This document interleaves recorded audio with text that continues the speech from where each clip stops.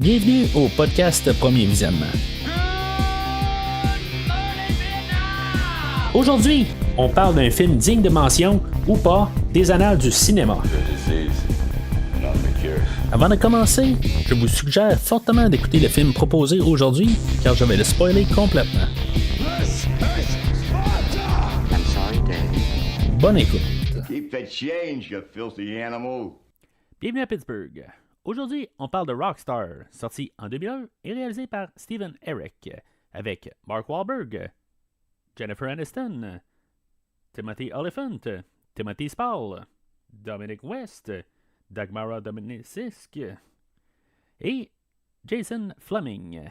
Je suis Mathieu et, excusez l'anglicisme, mais Are you ready to rock?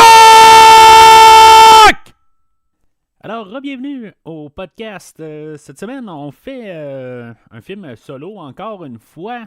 C'est vraiment aucun lien là, avec un don ou n'importe quoi. Là. C'est vraiment moi qui ai décidé de faire ce film-là. Ça fait.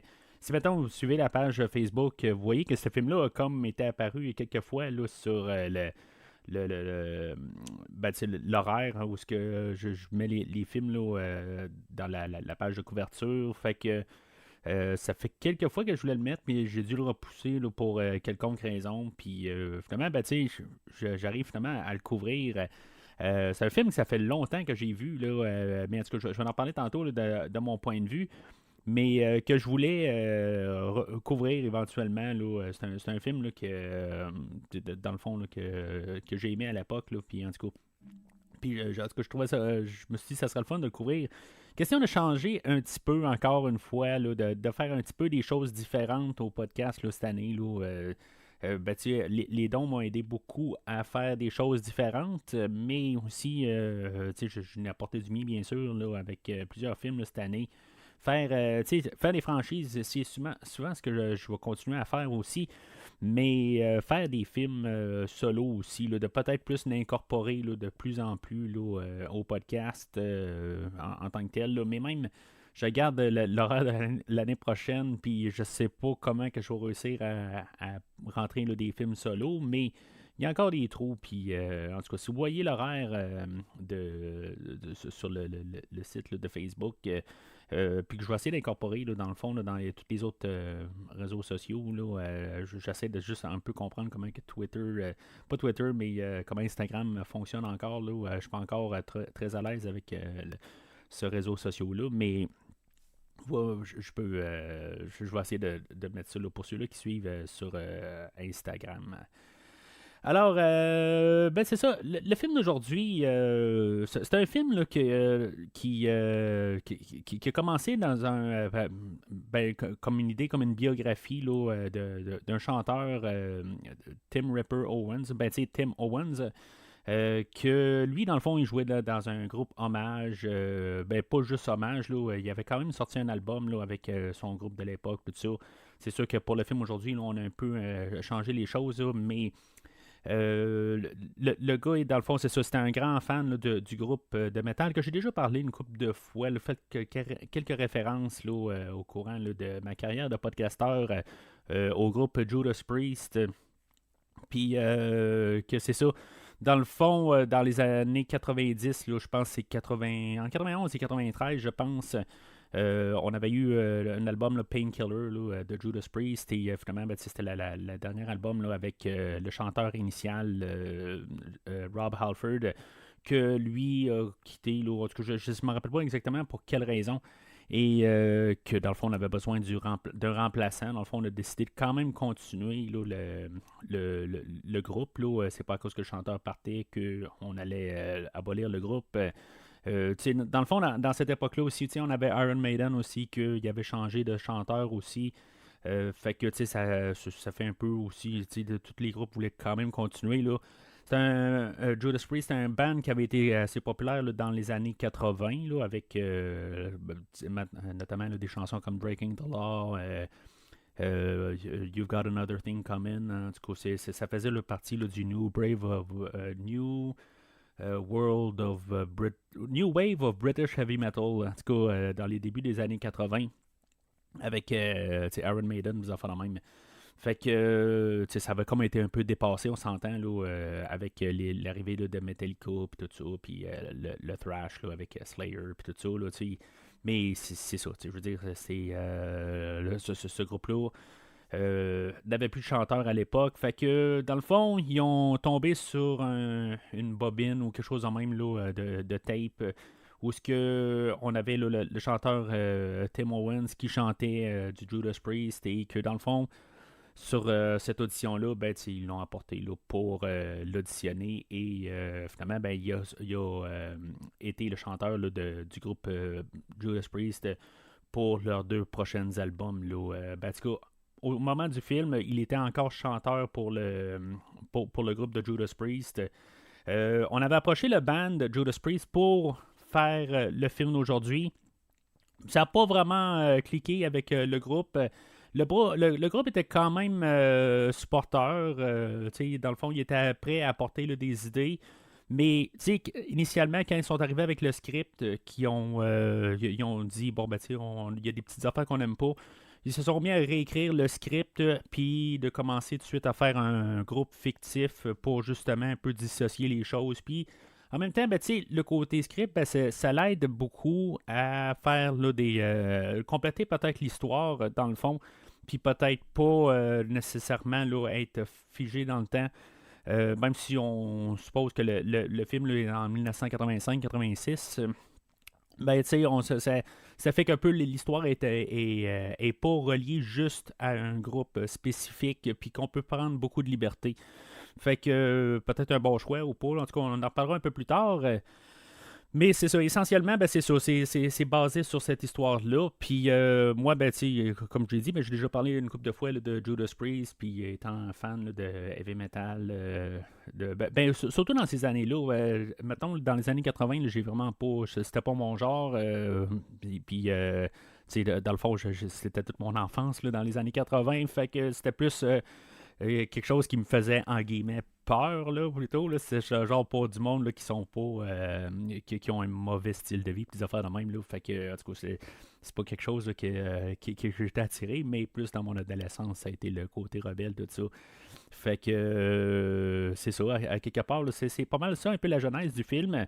Je remarque aussi, l'écrivain du film, c'est l'acteur John Stockwell que lui, je pense, c'est sa première écriture comme film. L'acteur John Stockwell, j'en ai parlé quand j'ai parlé là, du film Top Gun. Dans le fond, c'est un acteur, je pense qu'il est là au début du film, puis c'est lui que, dans le fond, là, il a comme un malaise au début de Top Gun. Fait que c'est lui qui écrit le film.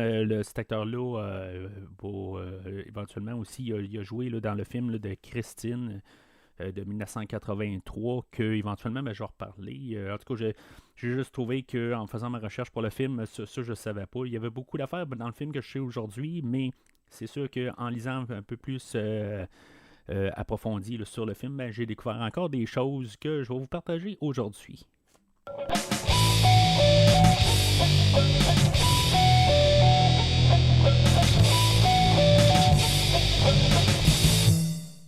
Alors, le synopsis du film, selon IMDb, va comme suit. Le chanteur principal d'un groupe hommage devient le chanteur principal d'un vrai groupe qu'il idolâtre. Dans le fond, le film, là, c'est un film de devenir majeur encore une fois, là, quelque chose que que je couvre une fois de temps en temps. Là, c'est vraiment le personnage, même s'il est rendu à un âge adulte, ben ça n'a pas rapport nécessairement avec l'idée. Là. C'est plus une question là, que le personnage est toujours un petit peu dans une telle manière là, avant de partir, puis que finalement, ben, il va mûrir tout au long du film.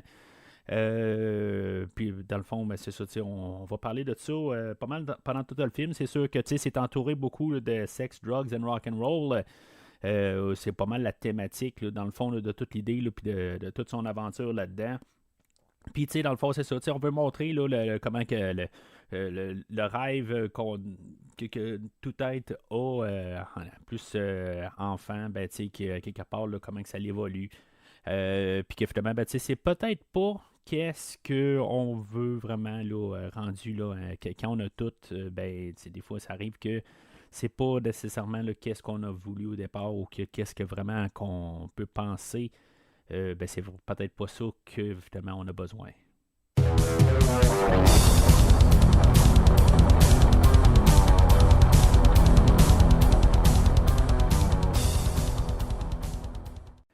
Alors, le film d'aujourd'hui, je l'ai vu initialement là, au cinéma. Je me le suis procuré en DVD par la suite. J'ai fait quelque chose. Ben, je l'ai vendu éventuellement. Parce qu'éventuellement, je voulais comme me débarrasser là, de mes DVD et vouloir me racheter là, des versions Blu-ray. Et ben, c'est ce que j'ai fait avec ce film-là, dans le fond, là, pour comme un peu augmenter là, la qualité là, du visionnage. Ce qui est quand même assez curieux, par contre, c'est que quand j'ai écouté là, ma version Blu-ray, que dans le fond, ça fait à peu près 15 ans que j'ai fait ça. Dans le fond, j'ai vendu ma copie DVD et racheté ma copie Blu-ray. Et c'est la première fois que je revisite là, depuis pas loin de 20 ans, dans le fond, là, après avoir écouté le film. Il n'y avait pas la trame en français, dans le fond. Là, fait que tout ce que vous allez entendre là, pour la version audio du podcast, ben, les extraits sont pris en anglais parce que j'ai pu accès là, à la version là, française. En tout cas, j'ai juste trouvé ça très curieux. Là. Peut-être que mon DVD, mon Blu-ray est peut-être importé là, des États-Unis. Là. Je ne me rappelle pas exactement parce que j'ai pris là, ma version Blu-ray. Et pourtant, il était là bien là, sur la version DVD. Mais c'est ça, fait que c'est un retour là, après, là, comme je viens de dire, là, peut-être 15-20 ans, là, après avoir écouté le film là, depuis tout ce temps-là. J'avais des bonnes mémoires du film, mais c'est ça, tu sais, avec tout le regard du temps, ben, que j'ai vieilli beaucoup depuis ce temps-là. Dans le fond, je commençais avec ma conjointe à l'époque et finalement, ben, on se ramasse là, quelque chose comme 22 ans plus tard. Dans le fond, on a comme changé depuis ce temps-là, puis retourné, dans le fond, avec toutes les idées. Puis, tu sais, avec justement l'œil du podcast, la manière que je regarde les films maintenant, ben, juste pouvoir voir si, mettons, c'est un film là, qui tient la route. Pendant le podcast, tu sais, ça c'est dans la version visuelle vidéo, dans le fond, là, sur YouTube ou sur Spotify, là, que vous pouvez voir. Là. Ça se peut que des fois, je vous montre là, des pochettes d'albums. J'en ai une couple à côté de moi pour faire des références. C'est sûr, je vais vous le dire en même temps. Là, fait que faites-vous-en pas pareil pour ceux qui écoutent audio. Là. Mais tu sais, juste des petites références. Là. Je me suis gardé quelques albums à côté de moi. Pour pouvoir faire là, les références là, que je parle, là, mais j'ai pas tous les albums, puis je retrouvais pas tout exactement ce que je voulais parler. Là. J'ai une grosse tonne de piles de CD dans mon sol et quelque chose comme 800 CD. Là. Fait que tu sais, à quelque part, là, puis c'est tout gardé là, dans un fond, là, dans un armoire, tout ça, puis j'ai pas tout trouvé exactement ce que je voulais trouver. Là. Fait que je vais faire quelques références, là, mais c'est pas. Faites-vous-en pas. Là, si maintenant vous écoutez juste le podcast en audio, en version audio. Juste, je fais juste une parenthèse de même. Si maintenant vous écoutez le podcast sur Spotify, j'ai 2 feeds spécifiques sur différents dans le fond. Parce que je le mets sur 2 moteurs, dans le fond, là, chaque podcast. Puis, dans le fond, ils partent sur 2 feeds sur Spotify, puis probablement d'autres aussi. Là, c'est plus Spotify que je suis. Là. Puis, c'est ça, dans le fond. Mais il y en a un des 2 feeds. Vous pouvez peut-être vérifier là, en suivant sur Spotify que c'est des choses que je vais peut-être répéter là, au courant des prochaines semaines. Parce que, dans le fond, dans le feed, il y en a un des feeds qu'il y a juste la version audio. Et dans l'autre feed, il y a les 2 versions séparées, dans le fond. Là, j'essaie là, que je sorte les versions vidéo. Le vidéo se trouve sur YouTube aussi, mais vous pouvez aussi là, voir la version le podcast sur Spotify en version vidéo. Là. En tout cas, je fais juste une petite parenthèse que je ferme en ce moment. Fait que on se ramasse là, dans les années 80. On dit pas exactement où, quand est-ce dans les années 80. Plus tard, on va sortir des dates officielles, dans le fond. Là, fait que on est en 1985, le début années 84, fin 84, début 85 peut-être. Où ce que, dans le fond, on commence avec une interview là, avec le personnage là, de Chris Cole. qui est interprété là, par Mark Wahlberg. Marky Mark, bien sûr, dans le fond, il y a le chanteur, lui, il avait déjà été chanteur, là, Marky Mark. Pour Marky Mark, je me rappelle pas trop quoi exactement, là, il avait fait la chanson là, Good Vibrations là, en 1991-92, quelque chose de même. Puis finalement, c'est recyclé là, comme acteur. Je pense que je l'avais vu à l'époque dans le film Fear, Obsession mortelle, là, en 96. Film Boogie Nights, où c'est dans le fond là, un acteur porno là-dedans, là, en 97, là, dans ces eaux-là, avec Julianne Moore, que elle, on va parler de elle là, dans quelques semaines, avec le film de Hannibal. Puis c'est ça, dans le fond, il avait joué aussi là, un film Trois Rois avec George Clooney. Que dans le fond, ça a un rapport un peu avec la raison pourquoi il est dans le film aujourd'hui. Puis dans le fond, il venait d'arriver là, de faire là, le remake là, du film de la planète des singes qu'on devrait parler l'année prochaine. Mais Mark Wahlberg, c'est ça. Dans le fond, c'est toujours pas un acteur que je raffole. Dans le fond, c'est pas un acteur qui me dérange tant que tel, mais c'est pas un acteur qui il a la présence d'écran. Je pense à quelque part, il est mieux quand au moins il est accompagné. C'est pas quelqu'un que j'ai jamais que je trouve qu'il est capable de tenir un film tout seul. Comme quand j'ai parlé là, des films de Transformers, dans le fond, là, au tout début du podcast, là, il y a pas loin de 5 ans. Je maintiens un peu là, mes idées avec lui aujourd'hui. C'est sûr que là, il est accompagné là, de Jennifer Aniston et toute la bande là, musicale alentour de lui. Ce qui l'aide justement là, pas à cacher sa performance, parce que c'est pas un mauvais acteur, mais à quelque part, c'est parce qu'il est bien entouré quand il joue dans des films. Là. Je pense que c'est plus ça. Puis je parlais de George Clooney, dans le fond, c'est juste à cause du film qu'il a joué dedans. Ben, le film dans la production, quand il est en train de rechercher là, des producteurs, puis dans le fond une équipe là, pour soutenir le film, c'est la compagnie là, de George Clooney qui a pris en charge là, le film. Et finalement, initialement, on devait avoir Brad Pitt dans le rôle principal. Puis, dans le fond, c'est ça. Quand c'est tombé sur la direction là, de la compagnie à M. Clooney, c'est là qu'on a ramassé Mark Wahlberg. À cause du film, là, à cause que dans le fond, ça va bien travailler avec. Là, je pense pas que c'est nécessairement juste à cause de ça. Il faut s'entendre. Mais c'est ça. Fait que, dans le fond, ça commence avec une interview avec lui. Puis dans le fond, on va boucler ça là, pas mal à la fin là, avec cette interview-là. En terminant le film, lui, il fait le personnage là, de Chris Cole. Puis dans le fond, on a comme un flashback là, dans les années 80. Où il est en train là, sont dans le sous-sol là, d'un théâtre d'un cinéma porno, puis dans le fond, ils sont en train là, de pratiquer leurs chansons. Là. On voit, là, on rencontre là, le groupe le Blood Pollution, qui est un hommage au groupe Steel Dragon. C'est drôle pareil parce que je dirais que les acteurs qui sont dans le film aujourd'hui, là, ça va arriver là, à deux occasions où ce que je vais voir des acteurs, puis je vais dire, donc c'est tel acteur. Puis là, ça arrive avec Timothy Olyphant, que j'ai couvert au podcast au moins 2 fois, peut-être plus, là, mais dans le fond, là, qui fait le méchant principal là, dans Die Hard 4 et dans Scream 2, je pense, où ce que c'était un des tueurs. Puis, dans le fond, depuis ce temps-là, je recroise cet acteur-là. Et il me semble que j'en ai parlé là, en début d'année aussi, là, je me rappelle pas quoi exactement, là, quel film, mais en tout cas, je l'ai recouvert. Puis lui, dans le fond, c'est comme un ami d'enfance avec le personnage là, de Chris, et que dans le fond, ils ont créé ce groupe hommage-là. Le groupe et le restant du groupe, là, le bassiste, c'est le Brian quelque chose, là, qui est le bassiste là, du groupe The Verve Pipe, qui, dans le fond, vont contribuer une chanson à la toute fin là, du film.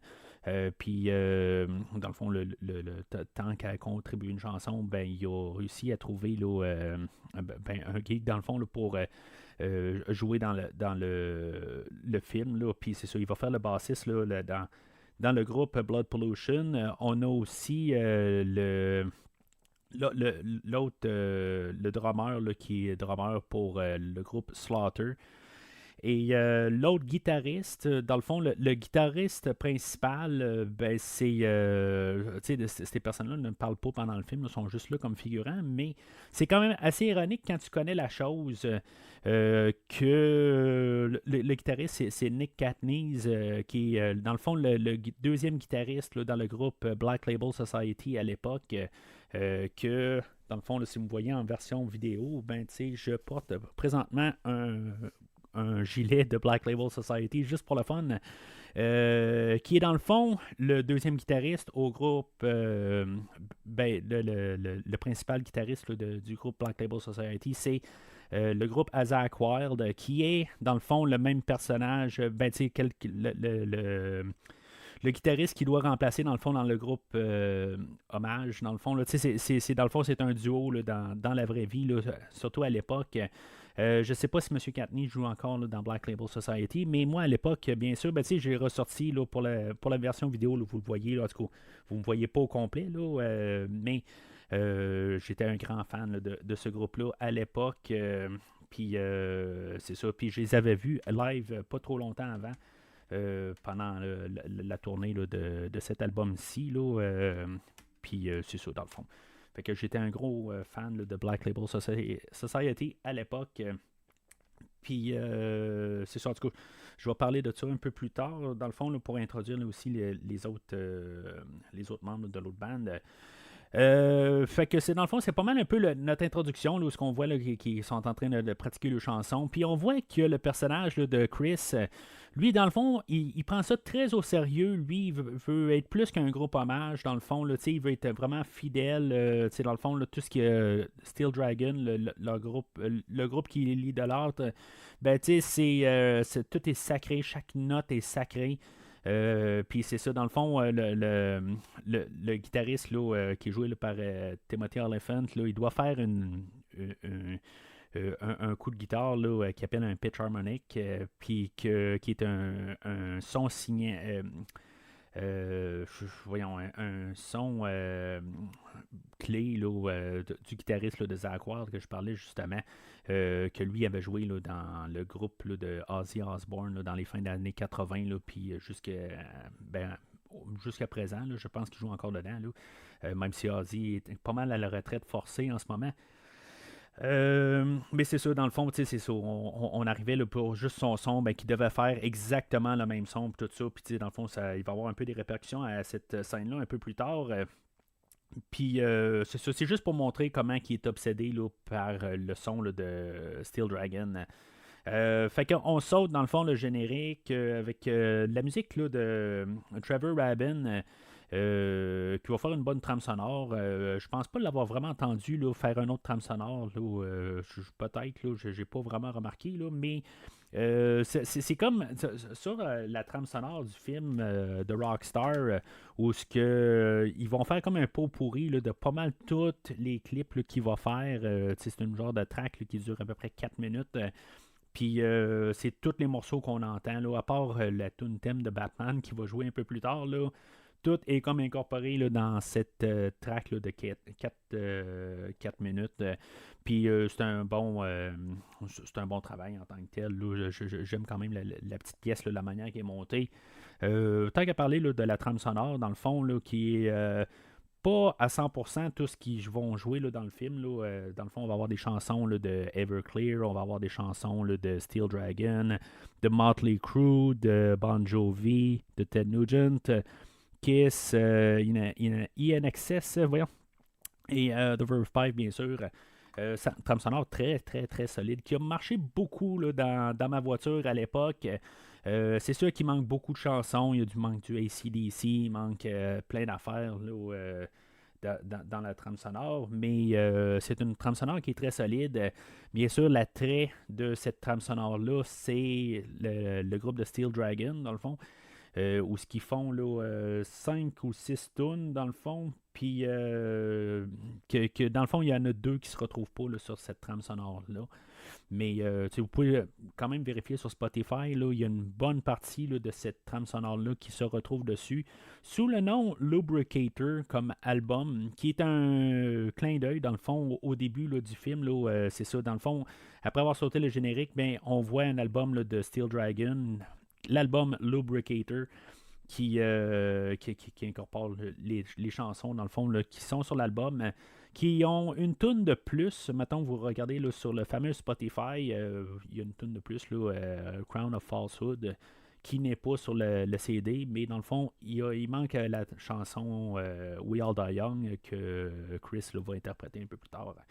Mais c'est ça. Fait que je vais parler un petit peu plus technique, peut-être un peu plus tard. Là. En tout cas, j'essaie de mettre ça quand même un peu bref, là, parce que si vous ne connaissez pas vraiment le domaine de la musique, puis si vous ne connaissez pas les interprètes, là, ça vous intéresse peut-être pas tant que ça. Là, fait que je vais y aller quand même un peu approfondi, mais sans trop m'attarder dessus. Là. Fait que c'est ça, on voit que quand même Chris, il a une vie assez standard en tant que tel, mais ça va bien, toute la famille sportive, là, tout c'est assez joyeux, puis tout va bien en tant que tel. Là, c'est, dans le fond, on pourrait dire, là, c'est un poil, comme on l'appelle un peu à l'époque, là, dans le fond, qui écoute du go heavy metal des années 80, mais qu'en bout de ligne, ben, tout est bien beau là, dans sa vie. Il fait une vie là, très paisible. C'est pas quelqu'un qui a une vie de débauché en tant que tel, c'est plus un adolescent dans le fond, là, qui tripe là, sur un groupe. Fait que dans le fond, il se dirige là, vers un concert du groupe Steel Dragon. Puis c'est ça, dans le fond, moi, je vais y aller avec aussi tout de suite introduire dans le fond le groupe là, de Steel Dragon qui est ben, le chanteur principal qui est à l'écran qu'on voit là, qui est Jason Fleming. Mais bien sûr, c'est pas lui qui chante. Pareil pour Chris Cole, dans le fond, là, Mark Wahlberg, c'est pas lui qui va chanter. Là, dans le fond, c'est Mike Mitejevic qui va faire la voix là, de Mark Wahlberg, qui est dans le fond le chanteur de Steelheart, qui eux, dans le fond, avaient fait la chanson là, We All Die Young, là, qui va arriver plus tard. Là, en tout cas, le gars rechante sa chanson. Là, c'est ça en bout de ligne. Mais c'est ça pour Mark Wahlberg. Le chanteur version ben, c'est Steel Dragon, là, dans le fond, le groupe Steel Dragon. Le chanteur, c'est Jeff Scott Soto, qui était le chanteur pour Yngwie Malmsteen à l'époque, puis qui a fait bien d'autres affaires aussi là, par la suite. Là, dans le fond, il a réenregistré là, la chanson là, Living the Life là, qu'on entend là, dans tout le générique aussi. Là, chanson très solide. Là. Mais c'est ça, tu sais, dans le fond, Zach Wild que j'ai parlé un peu plus tôt, que j'étais un très très très grand fan de tous les premiers albums de Black Label Society. Je les ai perdus un petit peu, là, j'ai vieilli quelque part là, depuis quelques années. Là.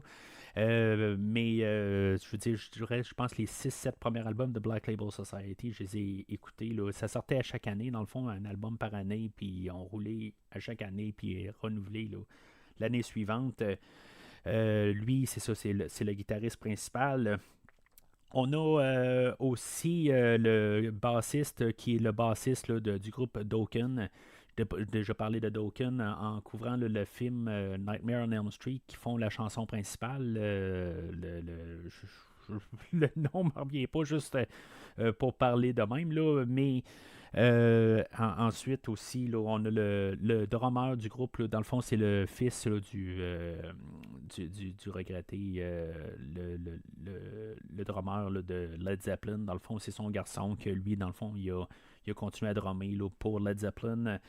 À l'époque, là, puis je pense que jusqu'au moment présent, là, en tout cas, je ne sais pas exactement où est-ce que Led Zeppelin sont, là, mais c'est ça. Fait que c'est ce qui fait le groupe de Steel Dragon. Puis bien sûr, ben, on a ajouté un acteur, dans le fond, l'acteur Dominic West, que j'ai revu une couple de fois, que ironiquement, ben, on va reparler de lui dans quelques semaines, là, quand on va parler là, de Hannibal Rising, le dernier film là, de Hannibal, dans à peu près dans 4 semaines, dans le fond.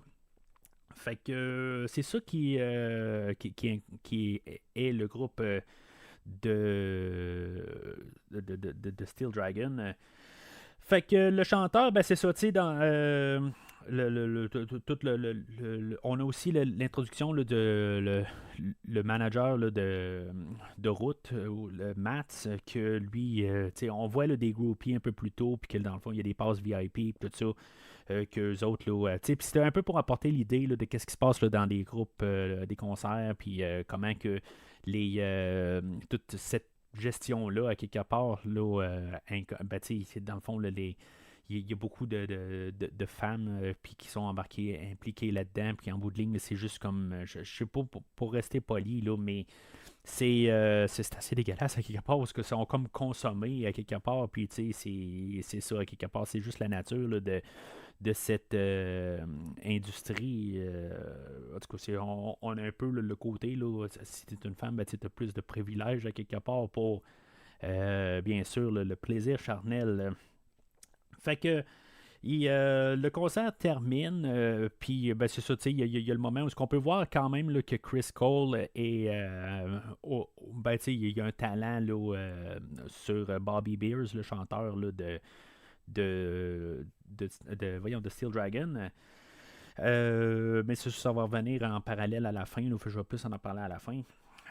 Puis c'est ça, dans le fond, fait qu'ils sortent du concert, puis dans le fond, ils vont croiser un autre groupe hommage qui s'appelle Black Babylon, que dans le fond, c'est supposément une autre chanson de Steel Dragon que on va savoir là, ben, le lendemain matin là, que c'est une chanson qu'il n'avait pas jouée depuis plusieurs années. Là, mais c'est ça, tu sais.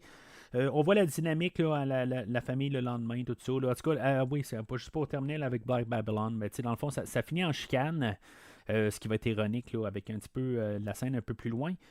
Mais c'est ça, dans le fond, ils prennent toute leur carrière au sérieux. Fait que le lendemain matin, ben, c'est ça, c'est un peu le lendemain de brosse, un peu du party.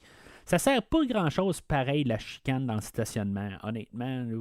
C'est juste pour montrer qu'ils se prennent peut-être au sérieux, tout ça. Puis qu'ils sont des gros fans, mais je veux dire, tu sais, c'est des groupes hommages, c'est des groupes hommages. Là, dans mon livre à moi, là, à quelque part, là, tu sais, à quelque part, oui, ils font de l'argent de tout ça, mais à quelque part, en tout cas, fait que c'est juste, ça vire en chicane. On voit, c'est ça, la vie normale là, de Chris Cole. Là, on est introduit à son frère, puis dans le fond, on nous apporte ça un petit peu comme en blague un peu. Est-ce que c'est la police qui vient le chercher le lendemain matin? Finalement, c'est son frère, que lui, c'est un policier. Puis c'est là où on embarque quand même la thématique qu'en bout de ligne, ben, il reste. Ben, on ne sait pas exactement c'est quoi la job, c'est quoi l'âge à Chris Cole, mais il y a quand même un travail stable. Dans le fond, il est technicien de photocopieur. Puis que, quelque part, ben. Il habite encore chez ses parents. Dans le fond, pour comme un peu le côté là, de son frère, ben, il n'a pas vieilli. Il est comme, en quelque part, là, il évolue à rien. Il idolâtre un groupe, mais il n'a pas sa voix à lui. Dans le fond, là, il vit la vie de quelqu'un d'autre. C'est là où on commence à vraiment nous embarquer ça là, comme idée là, à cette partie-là. Que il s'en va nulle part là, dans le fond. Là. Mais en tout cas, c'est là qu'on peut commencer à comprendre peut-être où est-ce qu'on s'en va avec le film. Même si c'est apporté un peu dans un côté, je ne veux pas dire rigolo un peu, mais c'est pas, le ton est pas assez clair. Que je pense que ça aurait pu être plus clair peut-être. C'était pas obligé de devenir super sérieux, là, mais à quelque part, c'est juste limite correct la manière que c'est apporté.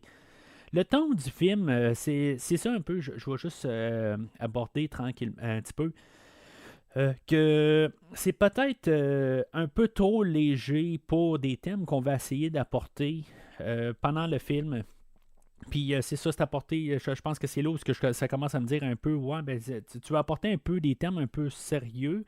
Mais c'est apporté tellement dans un côté comédique que ça a passé là, 40 pieds par-dessus ma tête.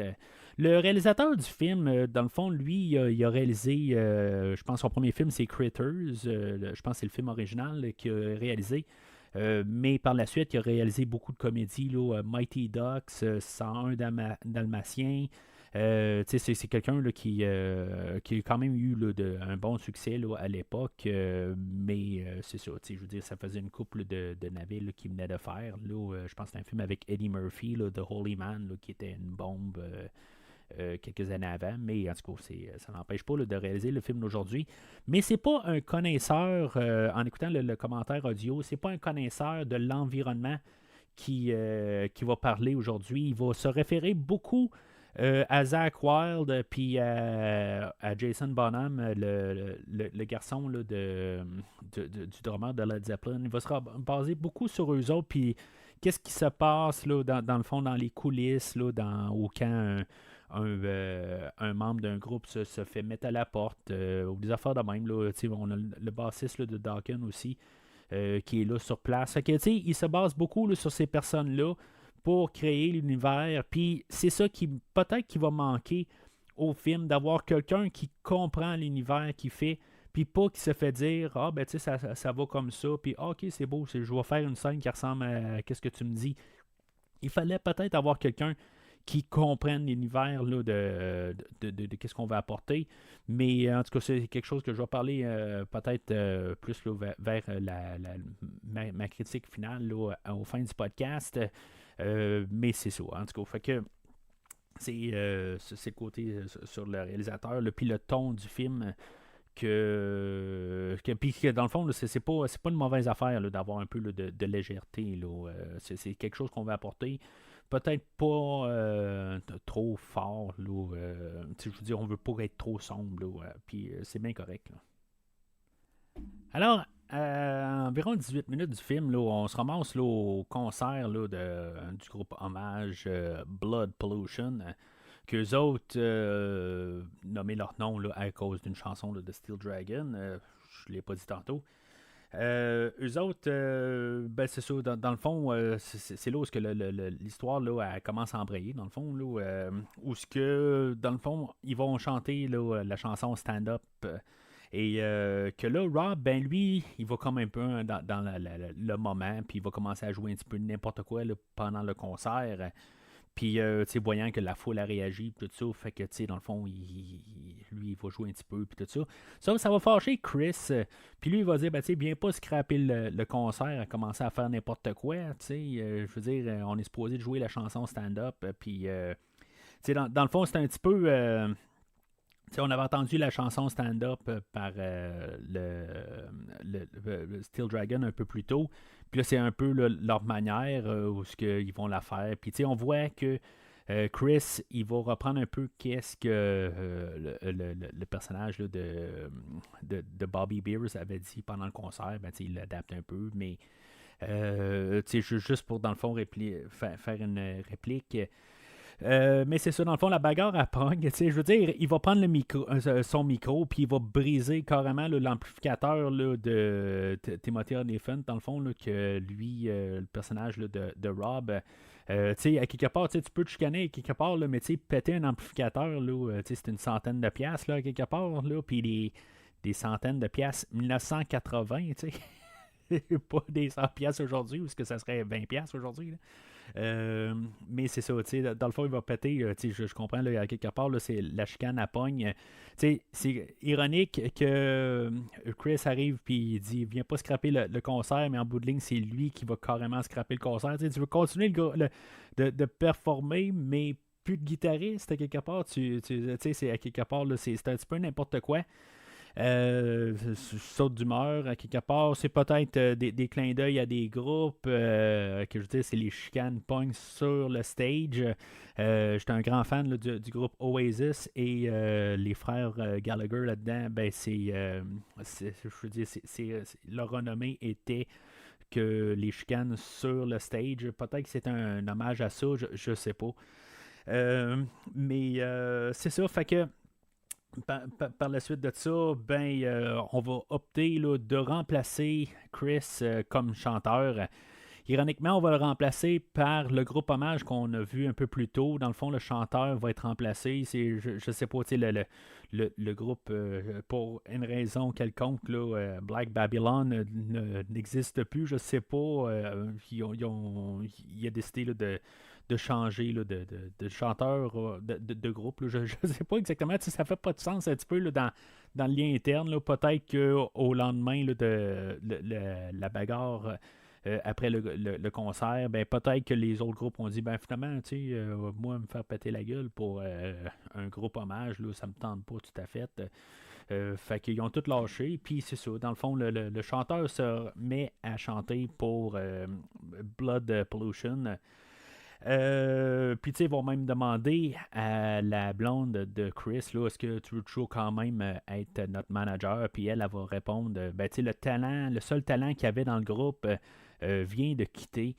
C'est un petit peu chien pareil, à quelque part, tu sais, bon, à quelque part, elle veut suivre son conjoint, à quelque part, puis c'est correct, là, mais tu sais, je pense qu'elle peut comprendre aussi l'optique, là, mais c'est à quelque part, elle veut pas. Elle est prête à suivre son conjoint. Puis, je veux dire, est-ce que lui avait le talent ou pas? Puis, je veux dire, techniquement, c'est eux autres qui vont se mettre à faire la toune de la fin, puis qui est très talentueuse aussi. Là, j'aime bien la toune là, à la fin. Là, déjà, je suis un petit peu en avance là-dessus. Là, mais, tu sais, j'ai juste trouvé ça chiant un petit peu là, de sa part, à quelque part, elle aurait pu être plus. Ben, en tout cas, peut-être que c'est le moment là, où ce que, comme manager, elle n'a pas été. On lui a pas dit avant ou quelque chose de même. Là. Mais c'est ça. Dans le fond, le personnage de Emily, là, joué là, par Jennifer Aniston, que à l'époque, elle jouait encore là, dans la série Friends.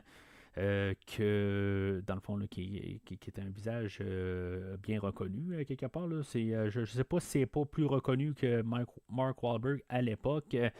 Série Friends que j'ai jamais écouté. Puis Jennifer Aniston que j'ai pas vu dans grand chose. Honnêtement, c'est pas l'actrice que je veux dire qui tombe là, dans les films que j'écoute. Je l'ai peut-être vu là, dans Leprechaun, le premier, là, il y a quelques années, où j'ai finalement décidé là, que je me faisais torturer à écouter là, toute la série au complet. Et finalement, ben, c'est ça, à quelque part, là, à part de Leprechaun, je ne pense pas là, l'avoir vu là, dans autre chose, à part le film d'aujourd'hui. Puis c'est un bon choix, à quelque part. Je dirais que dans le commentaire audio, par contre, avec le réalisateur, je dirais que des fois, il devrait peut-être pas trop parler, à quelque part. On voit que il y a peut-être des pensées un petit peu. Le genre de pensée que tu gardes dans ta tête et tu le verbalises pas envers Madame Aniston. Un peu plus tôt, on l'avait vu avec une scène là, où Chris il doit se faire percer là, les mamelons, puis dans le fond, il explique qu'il ne savait pas exactement comment la faire habiller parce qu'il ne connaissait pas. Tout ça, c'est correct à quelque part. Mais c'est comme le malaise que tu dis des affaires de même, c'est assez étrange à quelque part. Je veux dire, tu peux faire des choix pour la caméra. Je veux dire, il y a une différence entre le faire professionnel puis le faire à cause que tu connais la personne. C'est quasiment plus étrange de le faire parce que tu la connais mieux, la personne, que si, mettons, je veux dire, tu le fais professionnel, c'est tout. Là. C'est juste ça. Là. Fait que c'est aussi là, un peu plus tard, là, il va y avoir beaucoup de personnes toutes tout nues là, dans la salle d'hôtel, la chambre d'hôtel. Que dans le fond, là, c'est le commentaire là, que je veux dire, tu gardes ça dans ta tête. Là. En tout cas, il y a des affaires qui sont assez spéciales là, dans le commentaire audio qui vaut peut-être la peine d'écouter pour certains moments là, cringy, qu'on pourrait dire. Mais c'est ça, à quelque part. Fait qu'elle va partir. Ils vont avoir une petite discussion là, dans la voiture où ce qu'elle va dire ben, peut-être que c'est le temps d'évoluer aussi. C'est peut-être un signe ou c'est quelque chose de même. Là, mais cette discussion-là va un peu nulle part. Mais pour quand même démontrer que les compositions, les affaires de même, c'est pas quelque chose là, qui est envisagé là, par le personnage de Chris. Que lui, dans le fond, là, c'est Steel Dragon. C'est juste Steel Dragon. Puis, tu sais, dans le fond, même à quelque part, elle arrive où elle dit, ben, tu sais, tu m'avais chanté une chanson, tout ça que tu avais composé. Puis il dit, non, non, c'était une chanson là, qui venait de quelqu'un d'autre. Mais évidemment, ça ne doit pas être de Steel Dragon parce qu'elle l'aurait entendu éventuellement, là, sachant comment qui est obsédé là, par le groupe. Fait qu'il va être remplacé de Blood Pollution, mais c'est ça, dans le fond, là, il ne sait pas exactement ce qu'il va faire, mais heureusement, ben, c'est-tu le lendemain matin, peut-être, il va être appelé directement là, par le guitariste Kirk de Steel Dragon, où ce que lui va avoir entendu la vidéo là, qui ont chanté, là, je pense que c'est Stand Up, du coup, telle chanson, et que finalement, ben, il va être intéressé à vouloir l'auditionner là, pour être le chanteur remplaçant pour Bobby Beers. Fait que dans le fond, là, ils vont prendre l'avion. On va avoir un des managers de Steel Dragon, le personnage là, de Tanya, là, qui est joué là, par Dagmara Dominzik, en tout cas, j'ai la misère à le dire un peu. Ça a l'air que c'était un petit peu compliqué avoir quelqu'un qui auditionnait, puis que dans le fond, ben, c'est pour une révélation un peu plus tard que quelque part, ben, qui est peut-être pas totalement une femme. Là. C'était un petit peu compliqué là, comme pour trouver une actrice là, pour faire le rôle. Mais c'est ça, à quelque part, c'est juste pour mettre un peu des mal à l'aise, un peu quand il arrive, dans le fond, à l'audition. Un peu de comprendre que le monde, puis quand je parle de des malaises là-dedans, c'est plus pour voir qu'ils sont pas dans leur même univers. Il y a des choses qui changent, ou ce que dans le fond, elle Tanya, elle va commencer à regarder Jennifer Aniston, puis il commençait à y parler là, comme c'est quasiment rendu un objet, je veux dire, elle va y parler là, de sa poitrine, puis des affaires de même, là, juste pour un peu, genre, juste comme laisser aller, là, comme dans la normalité quasiment, là, oui, ça a l'air un petit peu, là, elle a l'air intéressée, mettons, là, mais c'est juste de sortir des sujets de même, là, juste en discussion de quelqu'un que tu viens de connaître, là. C'est vraiment juste pour les malaises, puis pour voir qu'ils sont dans un autre monde. Puis dans un autre monde, en même temps, ben c'est ça, il arrive, dans le fond, l'endroit pour auditionner. Puis, dans le fond, il y a comme un musée de Steel Dragon, puis plusieurs clins d'œil à plusieurs groupes. Puis, il y a vraiment un hommage direct là, à Judas Priest, avec une genre de veste là, en cuir, puis avec des studs dessus. Là. Puis, c'est ça, dans le fond, là, c'est tout un peu des clins d'œil. Puis tu sais, avec des guitares, des affaires de même là. En tout cas, c'est tout pour un peu montrer là, qu'ils sont rendus dans un monde surréel. Puis le monde là, de la musique. Fait que dans le fond, là, on va rencontrer le groupe, puis dans le fond, il va auditionner. Puis comme j'ai parlé tantôt, il va chanter la chanson là, We All Die Young, qui est du groupe Steelheart. Puis c'est là qu'on va entendre là, comme le chanteur original qui va reprendre sa chanson, là, mais il va devenir le chanteur là, qui va chanter ben, techniquement là, pour Mark Wahlberg. Dans toutes les prises, là, quelque part, où ils vont chanter les chansons, des fois c'est Mark Wahlberg qui commence, puis des fois là, c'est Mike Metelijevic qui va succéder, là, dans le fond, là, pour chanter là, à sa place comme chanteur, tout ça.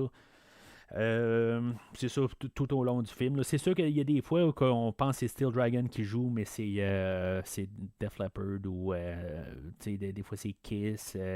Ils font comme des montages qu'on pense que c'est eux autres là, qui chantent, là, mais c'est juste pour simplifier les choses. Fait que c'est ça. Dans le fond, ce qu'on peut comprendre, mais ils l'ont mentionné un peu rapidement, un peu plus tôt dans le film. Je pense que c'est quand que Chris se fait mettre à la porte, que Bobby Beers allait quitter le groupe. Puis on a une scène, dans le fond, qui est en parallèle avec la scène que Chris s'est fait mettre dehors, où ce que Bobby Beers va décider de garder telle affaire avant de quitter, puis ils m'ont dit ben c'est beau, garde, la porte est ouverte pour toi là. Puis on avait Chris que lui voulait garder son micro puis tout ça, c'est comme une scène où c'est complètement vide quelque part. C'est ben, la manière qu'on peut regarder ça, je veux dire, c'est comme triste pour la personne, mais en bout de ligne le monde s'en fout alentour. Mais c'est ça, à quelque part, on a une scène de même. La révélation que la chanson Stand Up qui était fait, il disait en concert que était pour une femme, dans le fond, c'était pour un homme qui avait brisé son cœur, qui est vraiment là, pris directement là, de Judas Priest avec le chanteur Rob Halford, qu'il y a une chanson qui s'appelle Victim of Changes qui était écrite là, pour un homme et non une femme, là, la Whiskey Woman, là, dans cette chanson-là. Si vous savez de qu'est-ce que je parle. Fait que, dans le fond, aussi avec le parallèle de Judas Priest, ben, on va renommer, là, il s'appellera plus Chris Cole, dans le fond, là, il va s'appeler Easy, comme la chanson Easy's Revenge. Comme que dans la vraie vie, ben c'est ça, quand Tim Owens a fait partie là, du groupe, ben, il est devenu Tim The Ripper Owens, qui est la chanson The Ripper, qui, je pense, vient de l'album, justement, le Victim of Changes, que je viens de parler il y a quelques secondes, là, l'album Sad Wings of Destiny, je me rappelle bien, qui est carrément, là, c'est un bon petit album, là, dans le fond, là, des années, fin d'année 70. Mais c'est ça, fait que, dans le fond, on va engager là, Mark Wahlberg, là, Chris Cole, comme chanteur. Puis là, ben, ça devient un peu surréel. Il y a un concert tout de suite après. Puis, dans le fond, il va continuer la tournée, peut-être, là, qu'il était entamé là, avant. Là. En tout cas, c'est moi comme ça que je vois ça. Il n'y a pas vraiment de dates qui sont démontrées. Fait que, tu sais, peut-être que tout se passe là, en dedans de 2 semaines. Puis que, dans le fond, on coupe pas la tournée. Et que, finalement, ben, il va juste continuer la tournée là, qui était dedans. En tout cas, c'est la manière que je vois ça. Puis finalement, ben, c'est ça. Ça va être le montage du show, tout ça. T'sais, on va utiliser beaucoup là, de monde qui ont travaillé avec Dawkins, avec Zach Wild et Ozzy. Puis aussi là, avec Led Zeppelin. Puis dans le fond, là, on va utiliser ce monde-là. Ils vont comme monter tout un arena, un show. Dans le fond, là, ils vont utiliser là, les roadies là, sur la route. Là-dedans, ben c'est ça, tu sais, pour arriver au show, ils ont réussi à faire un genre de concert bénéfique. Dans le fond, là, ça coûtait quelque chose comme 5$ pour rentrer. Puis on avait 2 groupes là, qui n'est pas mentionné. Je regarde Wikipédia, c'est marqué Metallica et Megadeth. Honnêtement, ça me surprendrait en 2001 là, que ces 2 groupes-là ont joué avant. C'était peut-être juste des groupes hommages là, quelque part. Là. Il y avait Steel Dragon, bien sûr, qui font leur performance. Les tunes qui n'étaient pas connues, dans le fond. Là, les autres, il y avait un peu là, aussi du monde alentour là, dans la foule pour comme qui sont des fans là, avec des panneaux, tout ça, qui connaissaient les tunes, bien sûr. Sauf qu'il y avait quand même une foule là, de 10 000 personnes qui n'avaient jamais entendu ces tunes-là, mais qui devaient quand même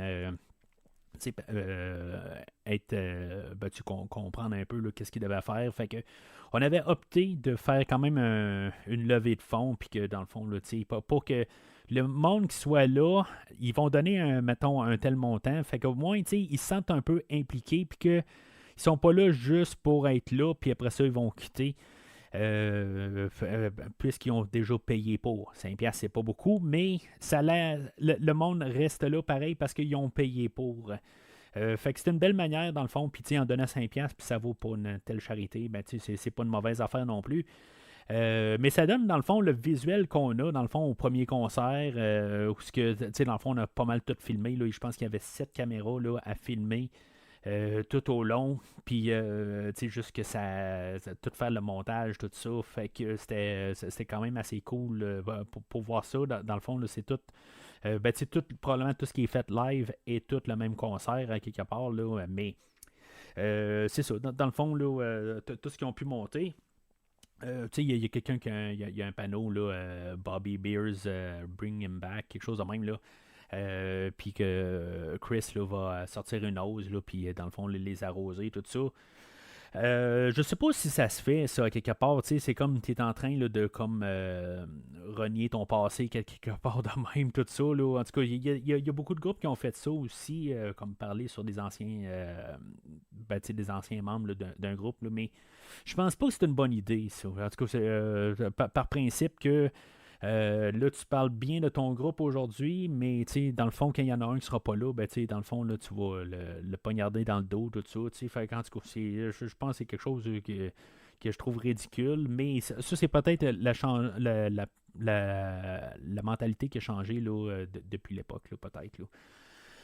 Euh, fait que c'est ça, dans le fond, là, la chanson Blood Pollution, que je vais encore répéter un peu, là, dans le fond, là, que je trouve qui est une tune très très solide, là, puis je comprends pourquoi que le groupe de Chris au début s'était appelé Blood Pollution. C'est probablement ma chanson préférée d'eux autres, là, Blood Pollution. Mais c'est ça, fait que, dans le fond, il va descendre les escaliers, puis il va trébucher, tout ça, il va être plein de sang, puis, dans le fond, là, c'est juste c'est pas un accident, là, quelque part, là, je veux dire, c'était planifié, là, mais c'est juste pour moi, peut-être pour un certain instant, on se dit, est-ce que ça va mal aller ou pas, va-tu se casser la gueule tout de suite en partant, puis ça finit là comme carrière. Il y a comme un petit moment, là, mais juste pour montrer que finalement, là, ben, il s'adapte sur le champ, puis il est prêt à continuer. Fait que ils vont chanter la chanson là, We All Die Young. Puis c'est un peu peut-être aussi dans l'idée là, de que je parlais tantôt. Ben, dans le fond, ils vont reprendre une chanson puis comme l'adapter. Pareil comme que Bobby Beers parlait là, de Stand Up and Shout, là, que, dans le fond, là, qui était à propos là, de Kim. Qui avait brisé le cœur, ben là, lui, il va commencer à parler là, de We All Die Young, qui parle de rêves, puis dans le fond, de suivre ses rêves, qui est comme une thématique là, du film. Mais c'est ça, fait que le concert finit, puis dans le fond, là, tout a bien été, puis là, ben, c'est comme l'après-show. Où est-ce qu'on va tomber là, dans mettons qu'on a le sex, drugs and rock and roll, ben on va faire ça à l'inverse. On a eu le rock and roll, puis après ça, ben on va tomber là, dans les drugs, où est-ce qu'on, tout le monde va commencer à consommer là, plusieurs affaires, là, de l'alcool, des affaires de même, puis ça va finir par le sexe. De vraiment là, pas mal tout le monde, un peu partout, n'importe quoi, dans le fond. Puis c'est ça, c'est comme. On apporte ces sujets-là, puis c'est comme un peu comme envoyé sous le tapis par la suite. Ça reste un peu un train de fond. Je sais pas si on devait nous le marteler. Montrer que c'était vraiment quelque chose de différent. On va voir après ça les femmes tous les membres du groupe qui vont embarquer là, dans la voiture qui va suivre l'autobus avec les membres du groupe, puis qu'eux autres vont avoir des femmes à bord, puis tout ça, puis quelque part, il y a probablement des choses qui se passent là, pendant le temps, mais les femmes suivent dans une autre voiture. Il y avait une scène supprimée aussi, là, à quelque part, où ce que pendant ils vont à une discothèque là, après, là, puis dans le fond, là, toutes les femmes là, des membres, ben, ils sont à la salle de bain, puis sont en train là, de se remplir le nez là, de cocaïne, puis tout ça. Puis, dans le fond, là, pour montrer le fond, on a décidé là, de ne pas garder ça dans le film pour une question là, de cadence du film, tout ça. Je pense que ça aurait été bon de le marteler. Surtout peut-être pour le côté là, de Jennifer Aniston. Jennifer Aniston, elle est là toujours un petit peu en arrière-plan, en arrière de Mark Wahlberg. C'est sûr que c'est Mark Wahlberg, c'est son film. Mais à quelque part, elle s'éclipse de plus en plus, plus le film avance, puis éventuellement elle disparaît du film. Mais je pense que, peut-être qu'on aurait dû. Parce que là, ils se réveillent, puis là, c'est comme. C'est ridicule un petit peu, ils se sont réveillés, là, puis il y a plein de monde tout nu à l'entour, puis il y a eu un gros fun la nuit précédente, ils savent même pas qu'est-ce qui s'est passé, tout ça. Puis là, ils embarquent dans le bus, puis ça continue, puis. Je pense que, peut-être pas pour cette fois-là. Je comprends qu'on peut le montrer, mais le ton reste léger pour le restant du film. Puis, je pense que là, à partir de là, ben, on voit qu'il y a des choses qui sont comme pas normales, mais c'est comme un peu trop glissé sous le tapis, là, je pense. Là. C'est là un petit peu où je trouve que le ton du film joue contre le film à partir là, de pas mal ce moment-là. Il y a des affaires que. Bon, c'est correct, toutes les rockstars ont vécu ça pas mal, là. En tout cas, toutes, là. Je veux dire, j'imagine là, qu'il y en a qui l'ont pas vécu. Mais c'est ça. Tu sais, la plupart, mettons, là, 80%. Là. Mais c'est ça, quelque part. Là, ben, ils vont dans l'autobus pour la prochaine venue, puis le prochain concert, tout ça. Puis éventuellement, ben, le personnage là, de Jennifer Aniston, là, Emily, elle a dit, là, regarde, je suis pas capable de suivre ça. Là, amuse-toi, tout ça. Là, elle est très transparente avec ça. Quelque part, elle sait qu'il y a probablement des choses qui vont se produire, puis des affaires de même. Là, mais elle n'est pas. Elle est pas elle n'est pas possessive là, sur Chris quelque part. Fait que tu sais, elle est correct avec ça. Elle dit quand tu reviendras à Pittsburgh, ben, on s'en rencontrera. Là, puis quelque part, là, ben, on continuera à partir de là. Fait que là, c'est ça, on voit le temps passer dans le fond, là, comment que la popularité là, elle continue, les interviews, tout ça. On voit Mark Wahlberg là, sur un couvert là, d'un magazine qui s'appelle Metal God. Le film devait s'appeler Metal God, d'après la chanson là, de Judas Priest. Puis finalement, ben, on a changé là, le nom là, à Rockstar. Par rapport à pour avoir un auditoire un peu plus large, là, comme j'ai parlé un peu plus tôt, pas trop que ça soit ciblé juste à Judas Priest. Mais c'est ça, on voit un peu les irréalités là, qu'ils vont vivre là, pendant tout le chemin. Là, ils continuent la tournée. Là, on part de 85 à 86 là, pendant tout ce temps-là. Où ce que dans le fond ils vont réussir à avoir une Batmobile, puis ça va devenir la voiture à Chris Cole. On a dans le fond les choses irréelles qu'ils font. Ils vont briser là, les chambres d'hôtel. Ils vont comme tout coller là, ou clouer ou visser là, tous les meubles là, dans une chambre d'hôtel au plafond. Ils vont tirer les téléviseurs par la fenêtre. Toutes des affaires qu'on a déjà entendu parler dans le fond. Puis c'est ça, on a Zach Wild dans le fond, là, que lui il sort sa carabine tout le temps. On l'entend tout le temps parler de chasse, puis il y a des panneaux où il va sortir sa carabine par la fenêtre là, de l'autobus. Puis c'est juste tout le temps du ridicule un peu. Et c'est ça, rendu là. Fait que ça remonte à Pittsburgh où ce que Emily, jouée par Jennifer Aniston, elle vient rejoindre Chris. Mais tu sais, ce qui se passe, c'est que quand même pendant les tournées, puis c'est plate un peu quand tu penses trop à ça. Puis tu sais, même tous les artistes qu'on voit, ou ce que dans le fond, ils commencent à nommer les places, tout ça. Qui sont, tu sais, mettons, bienvenue au Québec, tu sais, ou des fois ils nous appellent juste Canada, ou tu sais, des fois, là, tu sais, c'est juste pour eux autres, ils font juste se promener, puis ben, ils changent de place en place, mais c'est la même affaire qu'ils font, là, des fois, là, c'est des soixantaines de fois, ou même si c'est 20 fois de suite. C'est comme c'est une foule, mais c'est comme techniquement c'est comme dans leurs yeux c'est la même affaire tout le temps, même si oui les visages sont différents, les arénas sont différentes, mais leur scène est pareille, ou en bout de ligne font la même affaire, ils font souvent les mêmes chansons, puis des affaires de même, mais ça reste que c'est tout le temps la même affaire. En embarquant avec les foules, tout ça. Puis, tu sais, dans le fond, ils deviennent comme un peu tout mêlés dans tout ça. Tu sais, que ce soit peu importe la ville, que ce soit Seattle, que ce soit Québec, que ce soit Vancouver, que ce soit New York, rendu là. Tu sais, des fois, oui, l'endroit va être plus peuplé. Ça va être des plus gros concerts où ce que, dans le fond, ça va se démarquer. Mais ça reste que ils font la même affaire. Puis, tu sais, ça soit ça dans n'importe quoi que tu fasses là, à ton travail, ben tu sais, rendu là, c'est quoi qui va démarquer une semaine d'une autre semaine. C'est beaucoup ça rendu là. Fait que, tu sais, dans le fond, ils se rendent pas compte qu'ils sont retournés à Pittsburgh. C'est toujours le party. Puis, tu sais, dans le fond, Chris, dans le fond, il se rend vraiment pas compte, là. Il a commencé à embarquer là, dans les drogues, dans toute la vie de rockstar, dans le fond.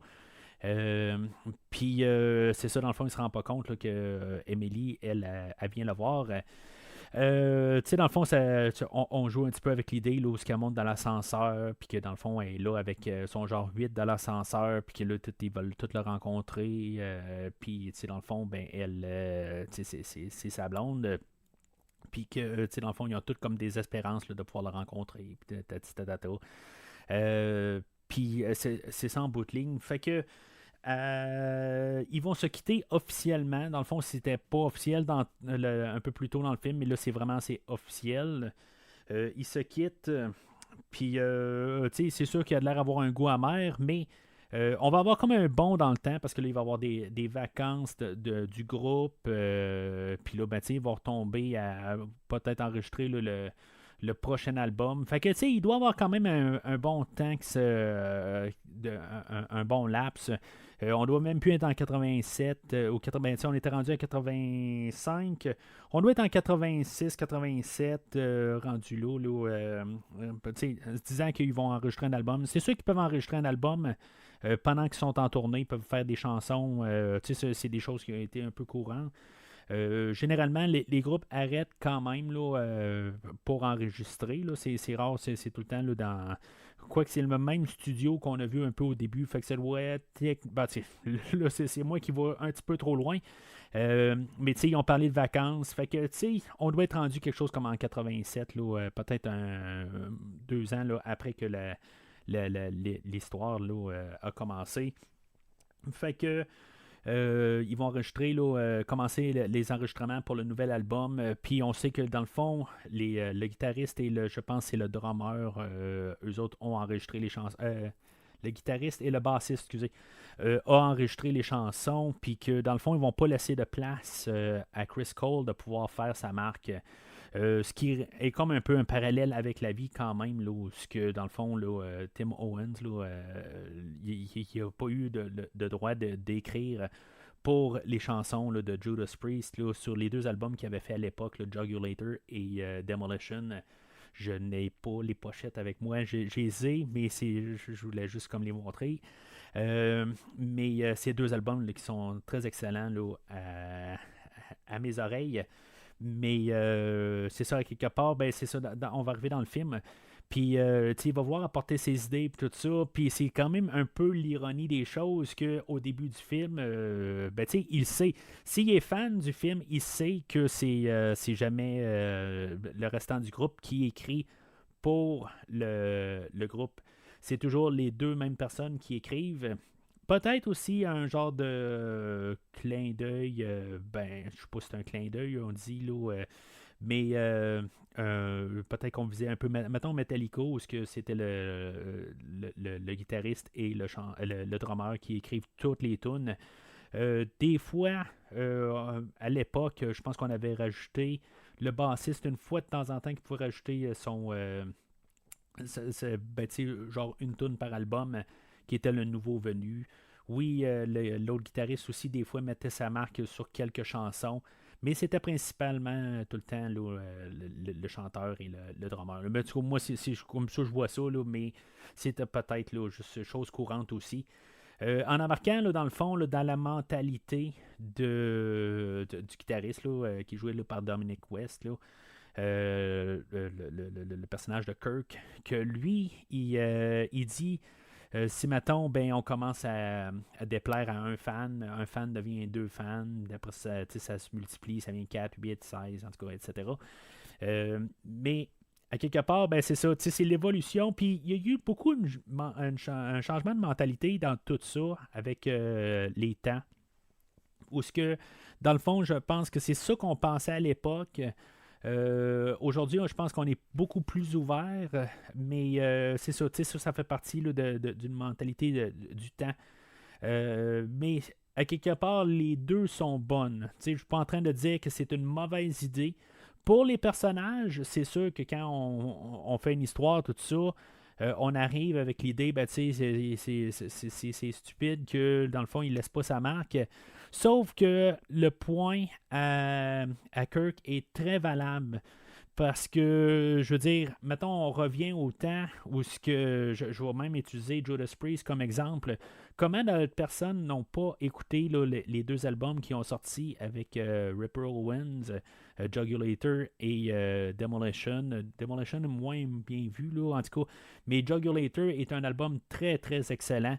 Je veux dire, il sonne bizarre comme album, mais c'est vraiment, là, c'est très agressif. Puis, c'est comme un album qui est comme relié. Là. On peut même pas la retrouver. Là. Ben, les deux albums qui ont été faits là, avec Ripper, là, puis même deux albums live, là, ils sont pas sur Spotify, il n'y a rien. Là, c'est comme on a tout renié là, de ça. Cette époque-là. Mais pourtant, ben c'est ça. Je connaissais aussi là, des amateurs de Judas Priest dans le temps. J'avais des collègues de travail que lui m'avait apporté là, beaucoup de cassettes à l'époque que je pouvais écouter parce que il y a un temps où je travaillais là, tout seul dans un entrepôt, puis je me mettais de la musique, puis je veux dire, il m'avait apporté beaucoup d'albums là, de Judas Priest à l'époque. Et qu'il ne voulait rien savoir de Judas Priest là, si c'était pas le chanteur original qui chantait. Puis c'est ça, dans le fond. Fait que ça démontre que comment qu'une image peut changer. Puis, tu sais, des fois, là, c'est les guitaristes, les affaires de même qui changent les membres. Mais, tu sais, c'est pas autant apparent que la voix. Tu sais, ça, il faut s'entendre là-dessus. Mais, c'est ça, à quelque part. Puis, fait que c'est pour ça que je dis que c'est très valable.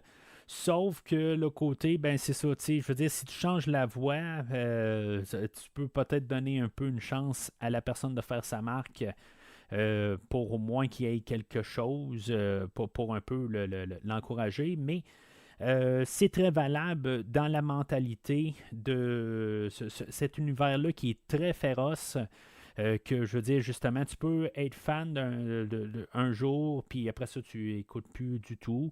Ben, tu sais, je parlais de Black Label Society tantôt. Ou ce que je veux dire, tous les premiers albums, ce que je vous montre en ce moment, c'est la première édition de cet album-là. Vous allez sur Spotify, c'est même pas ça que vous avez comme pochette. C'est vraiment un autre pochette qui est là.